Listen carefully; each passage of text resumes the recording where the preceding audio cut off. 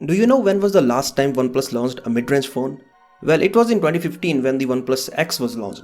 Later, OnePlus admitted that OnePlus X was a flop since users preferred the flagship devices. So that was the time when OnePlus decided that it would focus on making flagship devices only. 5 years later, OnePlus is now returning to the mid-range segment with the OnePlus Z, a phone that is in the news for quite some time now. Earlier, it was expected to launch with the OnePlus 8 series, but now we know that it is launching in July. This means there are still a couple of months left for the launch. Today we got to know a very interesting thing about the SoC of this phone.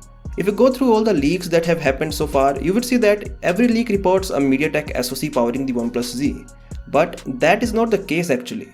It looks like OnePlus has decided to stick with Qualcomm chipsets, and so the OnePlus Z is coming with the Snapdragon 765 SoC.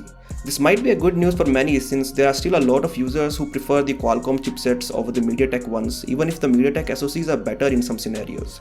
There are chances that OnePlus was going for a MediaTek SoC earlier as reported by some reliable sources, but later the company changed its plans and went for the Snapdragon 765 instead. Snapdragon 765 comes with an integrated 5G modem, so the OnePlus Z is also a 5G phone.